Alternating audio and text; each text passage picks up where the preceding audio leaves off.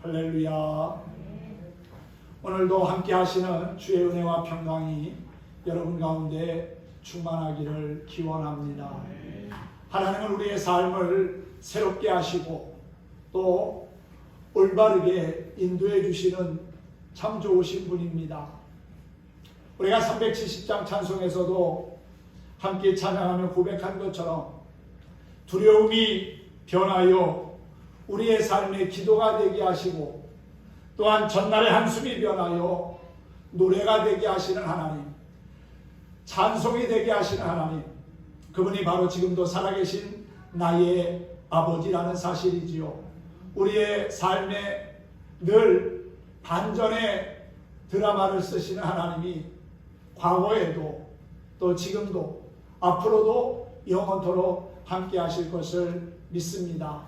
그러므로 우리는 하나님의 도우심을 구하며 늘 겸손한 마음을 가지고 기뻐하는 삶을 살아야 될 줄로 압니다. 하나님이 주시는 기쁨을 가지고 살아갈 때 우리의 삶에 큰 은혜가 있게 될 거라고 믿습니다. 사실 오늘날 우리 주변을 보면 그렇게 기뻐할 만한 조건들이 별로 없습니다. 코로나 바이러스 때문에 모든 것이 다 힘들고 어려운 그러한 상황이지요. 기뻐하기보다는 근심하며 염려해야 하는 것이 오늘날 우리의 삶의 모습입니다. 그런데 성경은 우리에게 낙심하며 근심하며 염려하는 삶을 살라고 말씀하지 않습니다. 그럼에도 불구하고 항상 기뻐하는 삶을 살라고 말씀하지요. 기뻐하며 사는 것이 결국은 하나님의 뜻이고, 기뻐하는 삶을 살 때 성령께서 우리의 삶을 강권적으로 붙드시고 인도해 주실 거라고 믿습니다. 오늘은 빌립보서 4장 4절에서 7절의 말씀을 가지고 주 안에서 누리는 기쁨이라는 주제로 함께 은혜를 나누겠습니다. 빌립보서는 사도 바울이 AD 60년경에 로마 감옥에서 빌립보에 있는 성도들을 향하여 쓴 옥중 서신입니다. 에베소서, 빌립보서, 골로새서, 빌레몬서 이 네 권의 책이 사도 바울이 쓴 옥중 서신입니다. 비록 몸은 부자유하지만은 옥 밖에 있는 사람들을 향하여 기뻐할 것을 강력하게 외친 그 바울에게는 정말 기쁨이 충만하였다는 사실이지요. 빌립보 교인들을 향하여 주 안에서 항상 기뻐하라, 내가 다시 말하노니 기뻐하라고 그렇게 권면할 수 있는 것은 보통 영적인 내공이 없으면 할 수 없는 말입니다. 바울의 서신에서 자주 볼 수 있는 표현이 주 안에서라는 표현입니다. In the Lord, 주 안에서라고 하는 표현이 바울의 서신에 약 164번이나 그렇게 기록되어져 있다고 그래요. 이것은 바울의 삶과 모든 사역이 주 안에서 이루어지고 또한 완성되었다는 것을 의미합니다. 사도 바울뿐만 아니라 우리도 역시 일생을 살면서 주 밖에서의 삶이 아닌 주 안에서의 삶을 살아가야 될 줄로 믿습니다. 주 안에 기쁨이 있고요, 주 안에 평안이 있고요, 주 안에 감사가 있고요, 주 안에 놀라운 기적의 역사들이 있습니다. 비록 죄악된 세상을 살아가고 있지만 그럼에도 불구하고 우리는 그리스도 안에서 주 안에서 살기를 힘써야 합니다. 주 안에서 살 때 하나님께서 우리의 삶을 지키시고 안전하게 하시고 보호하실 것이기 때문이라는 사실이지요. 주 안에서 항상 기뻐하라, 내가 다시 말하노니 기뻐하라. 이 말씀은 빌립보서 전체의 요절이라고도 말할 수 있습니다. 빌립보서는 한마디로 말하면 기쁨의 편지입니다.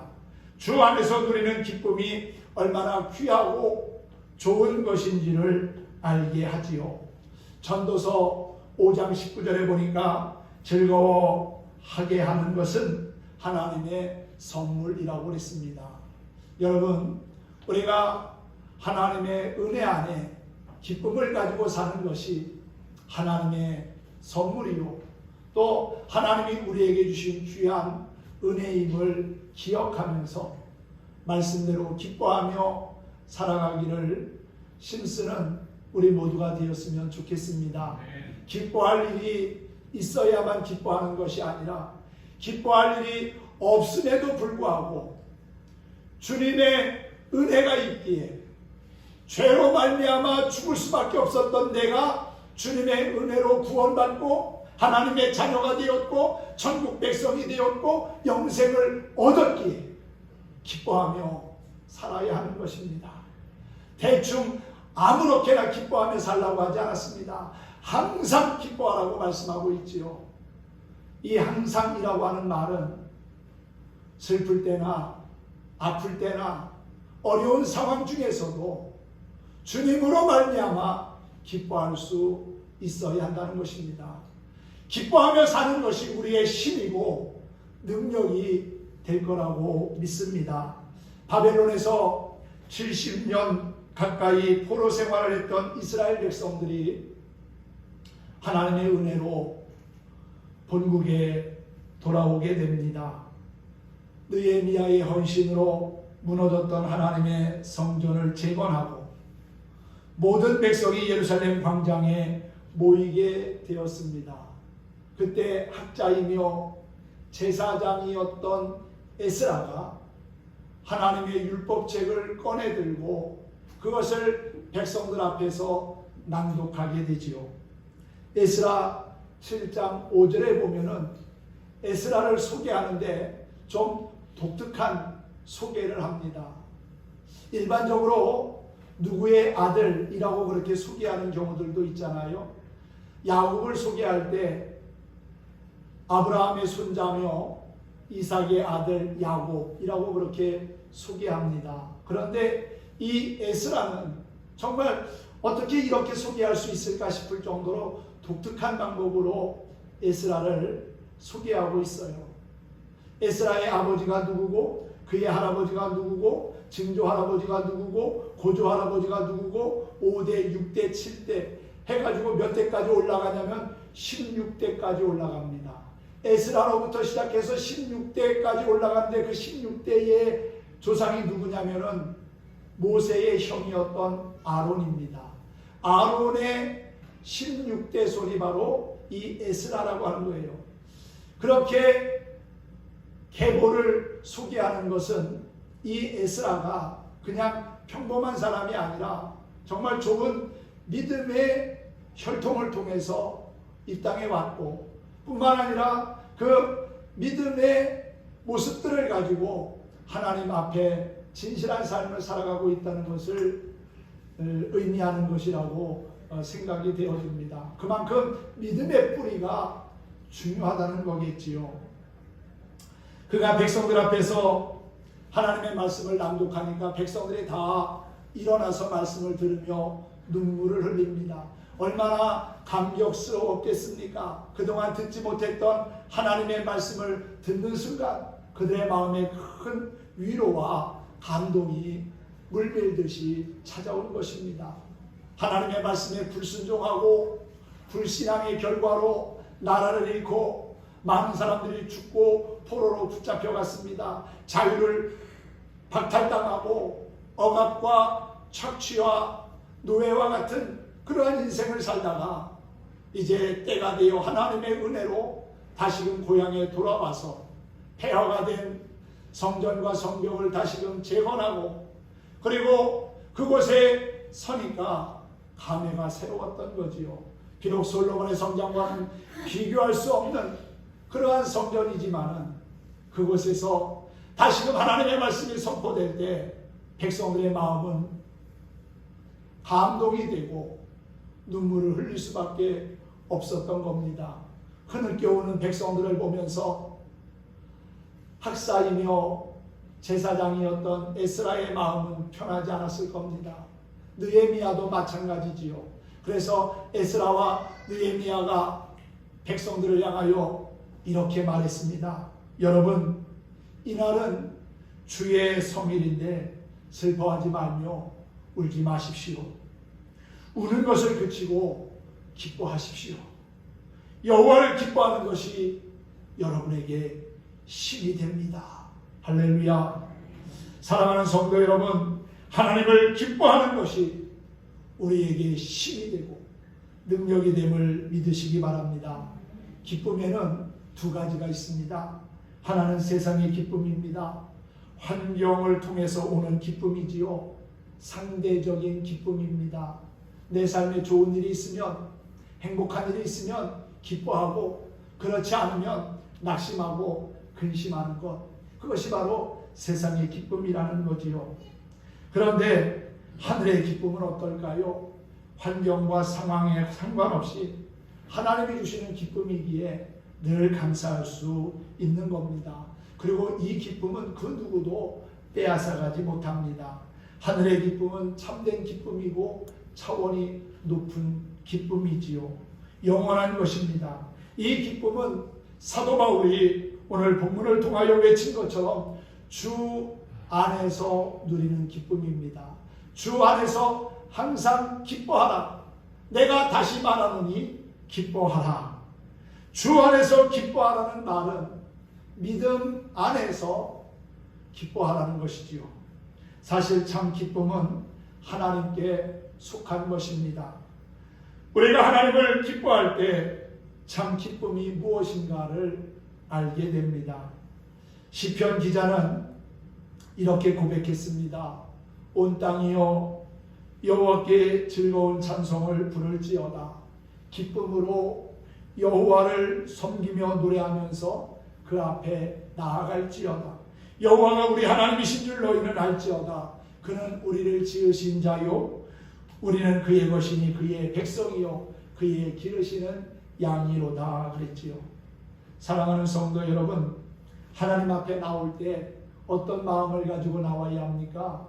기쁜 마음을 가지고 나와 찬송하며 예배해야 한다는 겁니다. 물론 세상에서 힘들고 피곤한 몸을 가지고 교회에 올 때 무거운 발걸음으로 올 수도 있습니다. 하지만 우리의 마음은 주님으로부터 받을 위로와 평안, 은혜를 생각하면서 기쁨을 가져야 합니다. 기쁨으로 찬양하고 기쁨으로 예배할 때 하나님께서 우리의 예배를 받으시고 영광 받으실 거라는 사실이지요. 인상 쓰고 와가지고 그 인상 펴지 못하고 다시금 돌아간다면 얼마나 안타깝겠습니까? 이번 명절에 이번 주 금요일이 설 명절인데 5인 이상 모이지 말라고 하니까 아마 가족들이 다 모이기는 쉽지 않을 겁니다.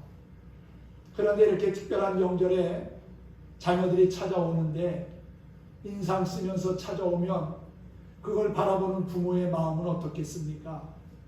제가 무슨 일이 있나? 속상한 일이 있나? 뭐 어디가 아픈가? 근심하며 또 걱정할 것 아닙니까?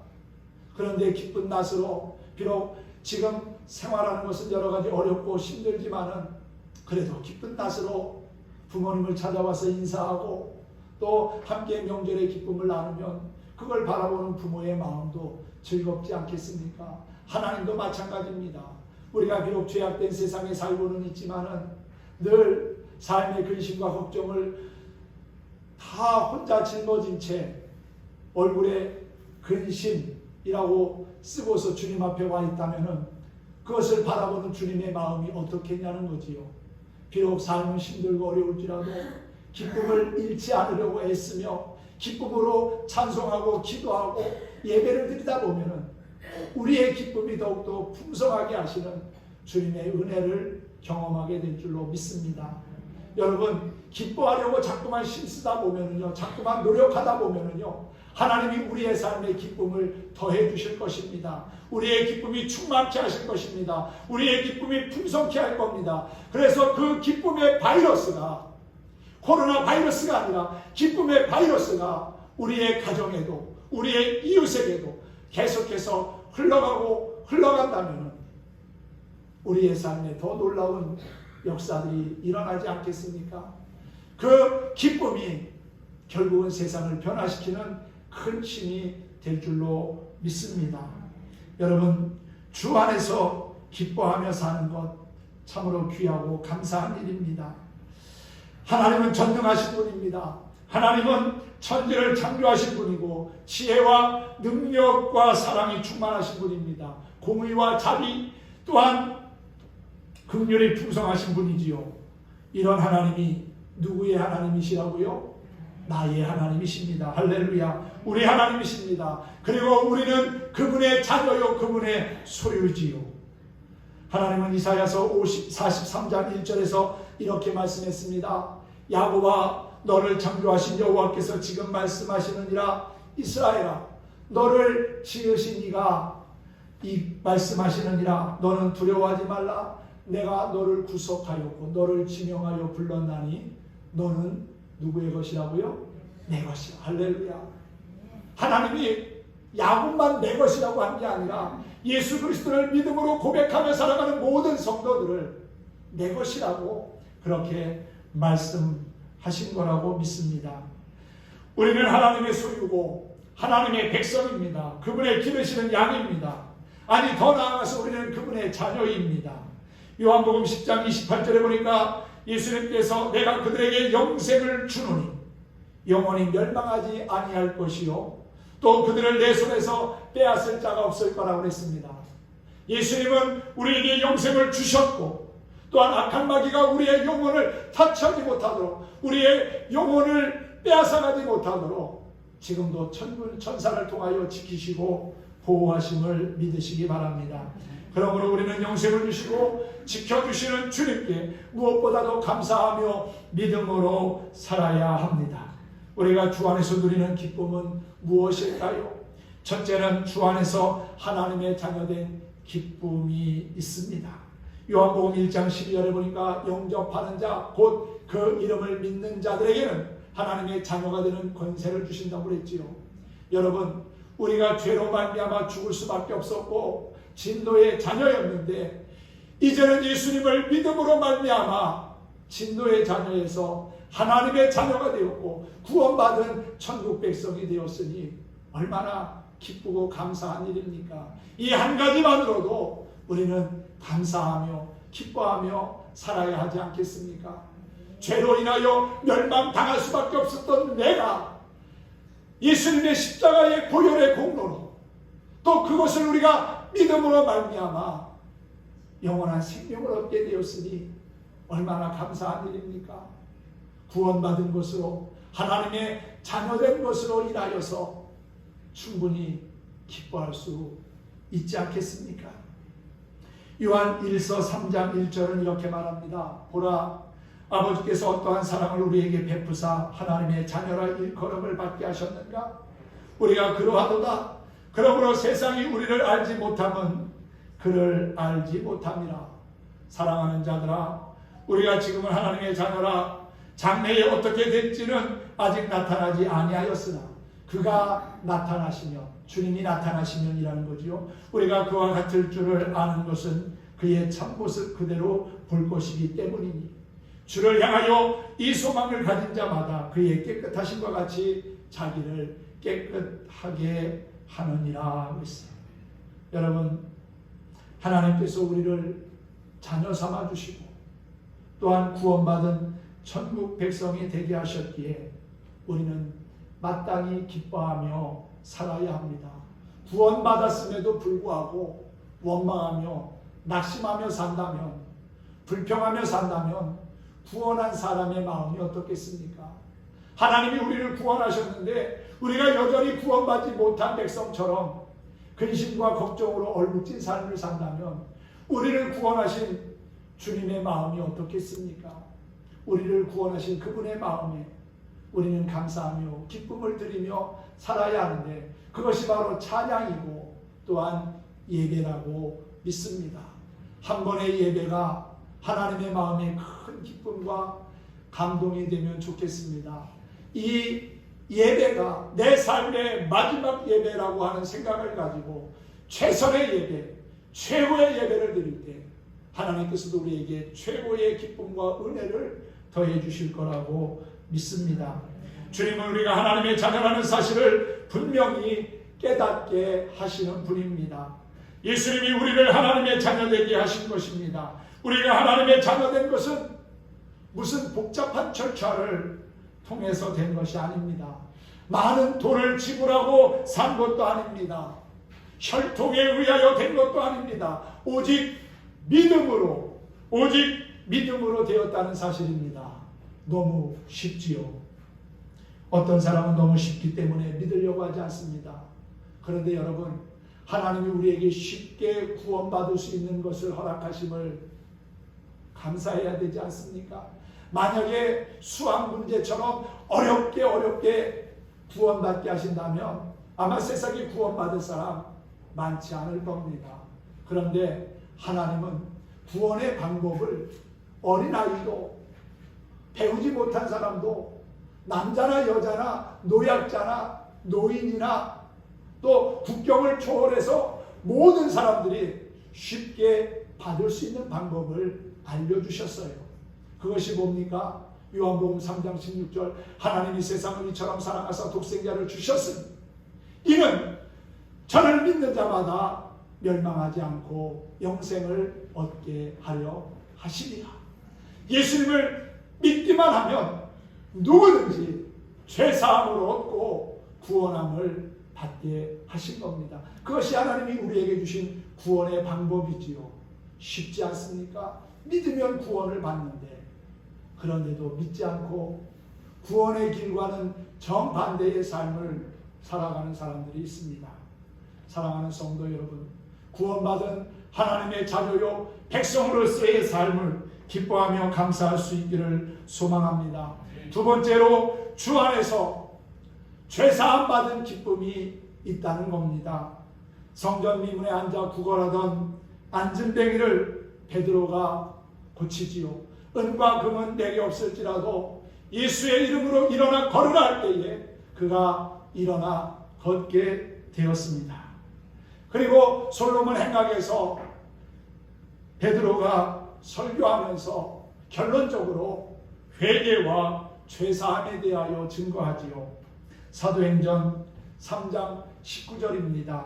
그러므로 너희가 회개하고 돌이켜 너희 죄 없이 함을 받으라. 이같이 하면 새롭게 되는 날이 주 앞으로부터 이를 것이요. 그랬어요. 그렇습니다. 죄사함을 받아야 마음의 기쁨과 평안함을 얻을 수 있습니다. 죄가 우리의 마음을 붙잡고 지배하고 있는데 어떻게 기쁨이 있을 수가 있겠습니까? 회개를 통해서 죄의 문제를 해결할 때 주님이 주시는 큰 기쁨이 주어진다는 사실입니다. 사도 바울은 로마서 8장 1절 이하에서 이렇게 증거한 바가 있습니다. 그러므로 이제 그리스도 예수 안에 있는 자에게는 결코 정죄함이 없나니 이는 그리스도 예수 안에 있는 생명의 성령의 법이 죄와 사망의 법에서 너를 해방하였습니다. 그랬죠. 생명의 성령의 법이 죄와 사망의 법에 매여 있는 우리를 자유케 하였다는 겁니다. 이 말씀은 우리가 죄가 없다는 말이 아닙니다. 세상에는 의인이 없습니다. 하나도 없습니다.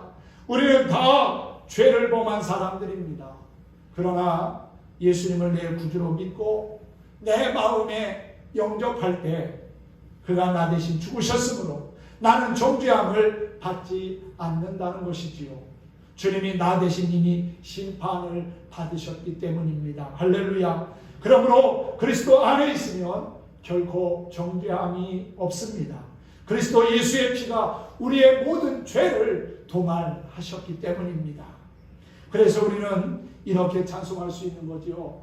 내 영혼이 은총 입어 중한 죄짐 벗고 보니 슬픔 많은 이 세상도 천국으로 화도다. 할렐루야. 그렇습니다. 죄의 짐을 벗으면 슬픔 많은 이 세상도 천국과 같은 곳으로 바뀐다는 것입니다. 천국에는 슬픔이 없습니다. 눈물이 없습니다. 주님은 우리의 눈에서 눈물을 씻어주신다고 그랬지요. 천국은 기쁨과 감사와 즐거움만이 있는 곳입니다. 바로 여기 주 안에서 동행하는 기쁨이 있습니다.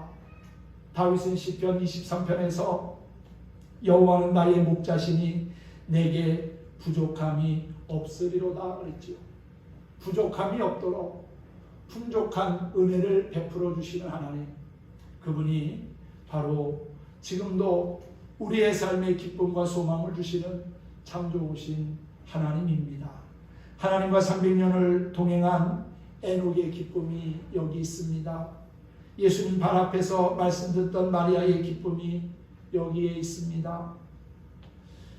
또한 우리는 주님의 품에 안기어 주님의 얼굴을 바라보면서 말씀을 듣는 사도 요한의 기쁨을 맛봅니다.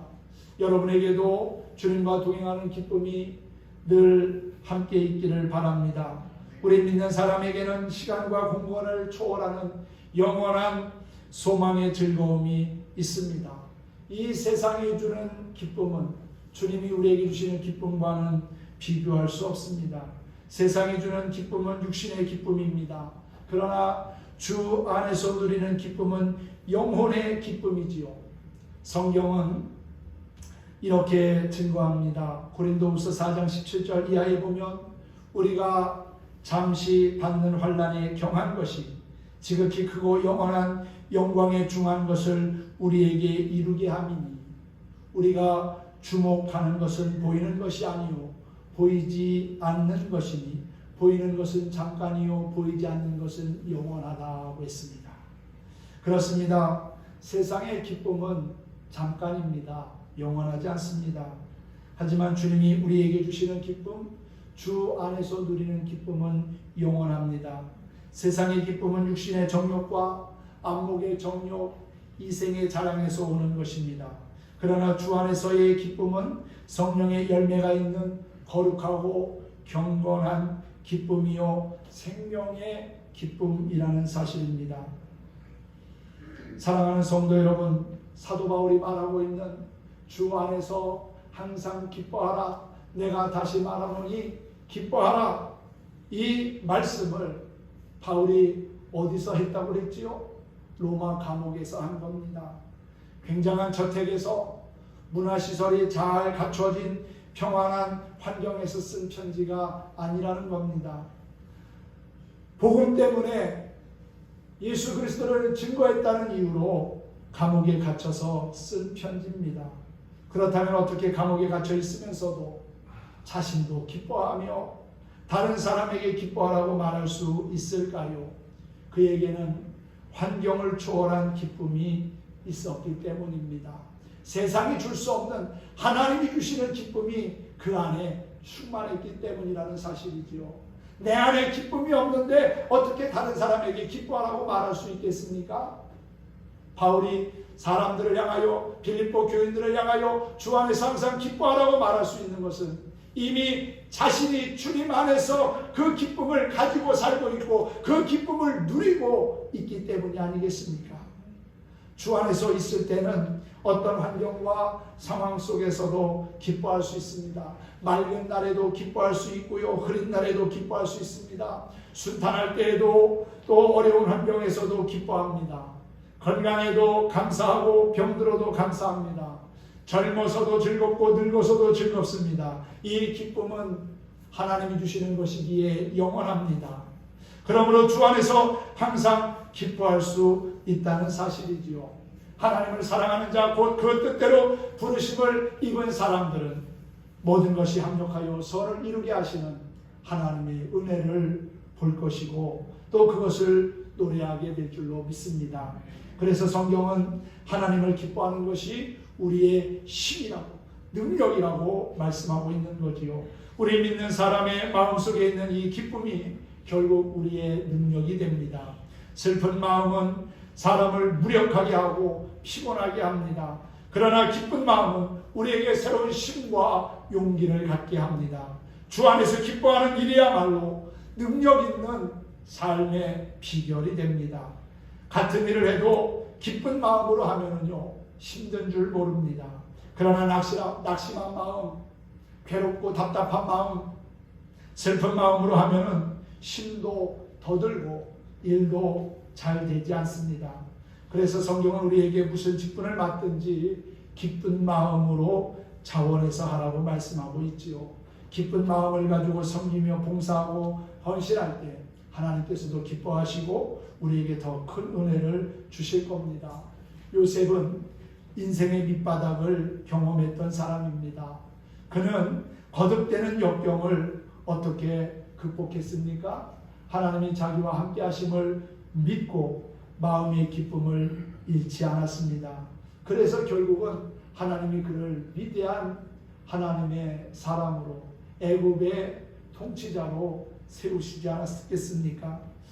그러므로 주 안에서 기뻐하십시오. 항상 기뻐하십시오. 기쁨은 우리에게 살아갈 힘과 용기를 주며 거룩한 하나님의 자녀로 죄악된 세상에서 당당하게 살아가게 하는 원동력이 될 것입니다. 사랑하는 성도 여러분, 하나님의 자녀가 된 것을 믿습니까? 주 안에서 죄사함 받은 것을 믿습니까? 주님이 과거에도 지금도 앞으로도 나와 함께 하실 것을 믿으십니까?